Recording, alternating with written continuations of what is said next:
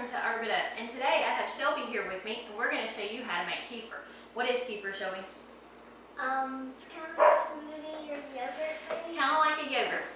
Now, this is some that we already have made, and I'm going to let her go ahead and stir this up, and make sure you use a plastic spoon and not metal when you're doing that, and we'll pour it out. Kefir is a yogurt-like product. It has bacteria and yeast that are very beneficial to you and probiotics. So it's very similar to yogurt in that respect, but they're different bacteria and probiotics and yeast. And it's much healthier than yogurt. So after we get this mixed up, we're just gonna, I think that's good. We will go ahead and pour this in here and just leave it. We're gonna strain this out.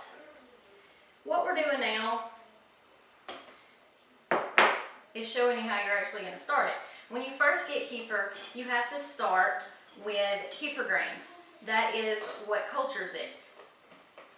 And when you get them, they are going to be dried or dehydrated, and they're going to look like a freeze-dried apple or pear or something like that. So you're going to have to rehydrate them. Once they are rehydrated, they are going to look like this. Much fluffier, bigger, kind of like, what'd you say? Popcorn and milk. Yeah, like popcorn and milk. So once you get them looking like this, then you know your kefir is working. Now, Shelby, you want to hold this, and we will scoop these in here. But to get them started, you're going to go through the same process as if you were already making it. The only thing is your finished product is still going to be thin, the same consistency as milk instead of a thicker type consistency. So you're going to put your grains in a clean jar. You're going to take some milk, and if you have raw milk, that would be best. We don't have access to that. So the next best thing would be milk from a local dairy, and we do have access to that. So we get milk from a local dairy that is very healthy, pasture-fed cows.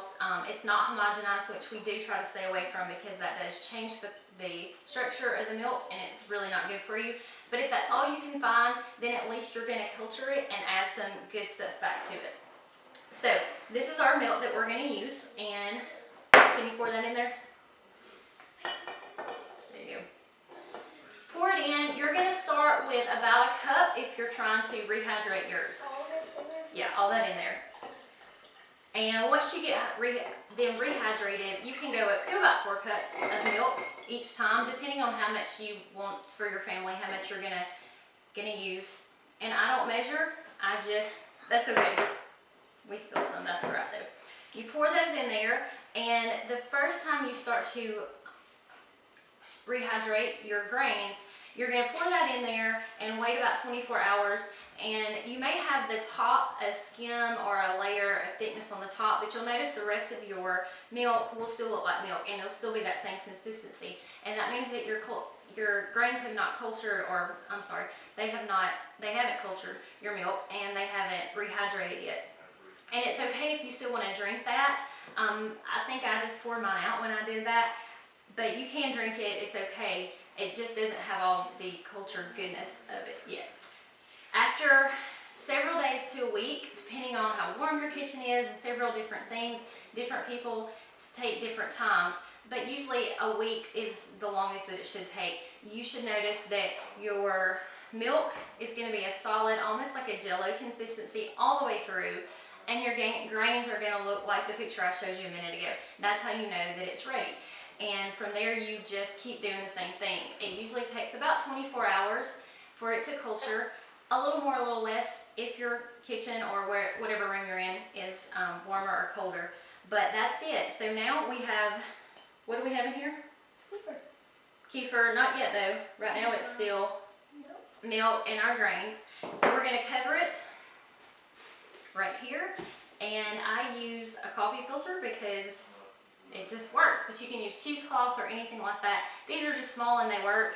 And then I just put a rubber band around it that keeps all the fruit flies and things out. And I'm going to sit this on the counter out of the way and not even think about it for 24 hours and let it do its job.